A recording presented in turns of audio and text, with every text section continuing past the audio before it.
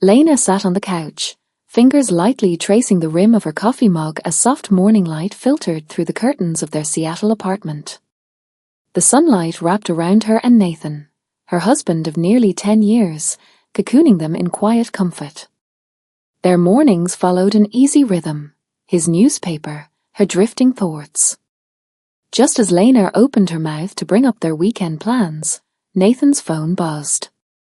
He glanced at the screen. "It's Marcus," he said, smiling as he answered. Marcus was more than Nathan's best friend. He was family. He'd stood beside them at their wedding, helped them move across states, and been there through every up and down. After a short exchange, Nathan handed Lena the phone.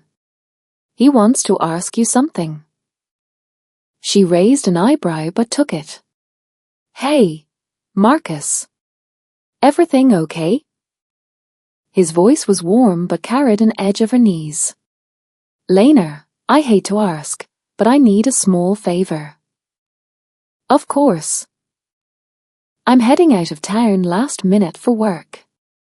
There's a package waiting for me in Port Townsend, just outside the city. I'd pick it up myself, but could you grab it for me?" Lena frowned at the vagueness. "Sure. I'll go tomorrow." The next morning, she found the shop nestled between a dusty bookstore and a cafe. A small wooden sign read Elder and Finch. Inside, the scent of cinnamon and old paper filled the narrow space. The man behind the counter looked up and nodded. "You must be Lena." She hesitated. "I am. I'm picking something up for Marcus." Without another word, he handed her a small brown-wrapped parcel. It was heavier than she expected. "Tell Marcus I said hello," he added before turning away. Back in her car, Lena stared at the package. No markings, no return address. At a red light, she adjusted it. The paper crinkled, revealing the edge of a yellowed envelope. A honk jolted her, and she drove on. At home, she set the box on the counter. Nathan looked up.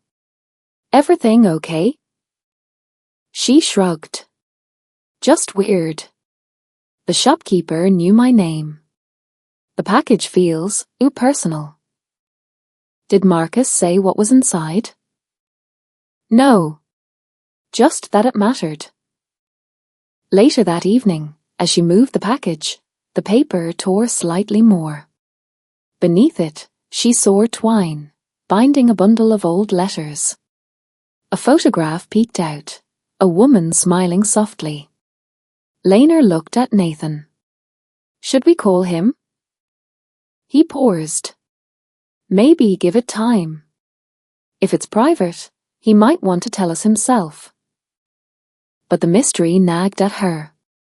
Eventually, Nathan unwrapped the rest. Letters spilled out, faded, fragile, handwritten. "They're from his mother," Elena said, scanning the top one. "She passed when he was a kid, right?" Nathan asked. She nodded. He barely talked about her. Some letters were decades old. Others looked recent. Unsent. "Dear Marcus," one read, "I wish I could tell you how proud I am of the man you've become."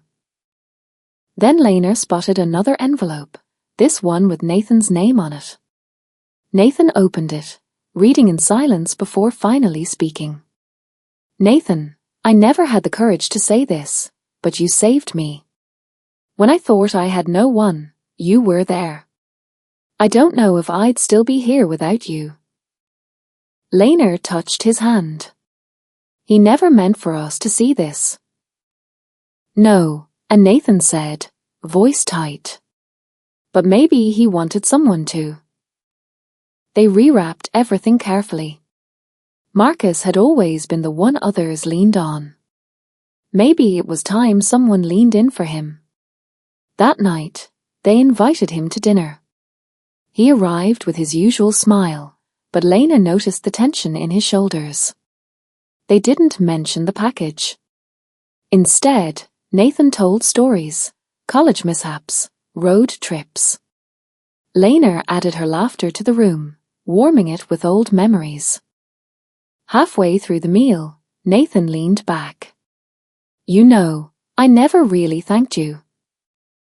Marcus blinked. "For what?" "For being there," Nathan said. "When I didn't realize I needed someone." Marcus chuckled, but it didn't reach his eyes. Lena reached for his hand. "You don't have to carry everything alone." He paused, then exhaled. "I don't know how to let it go." "You don't have to," Nathan said. "Just don't shut us out." Marcus didn't ask how much they'd seen. Didn't explain or make excuses. He simply nodded, and in that moment, let his guard drop. Later, as they curled up on the couch, Lena whispered, "Do you think he'll be okay?" Nathan pulled her close. "Yeah. I think maybe for the first time in a while, he might be." Lena smiled, resting her head on his shoulder. What started as a simple errand had become something far more intimate, an unwrapping not just of paper, but of hidden pain and quiet truths. Sometimes, it isn't grand gestures that change us.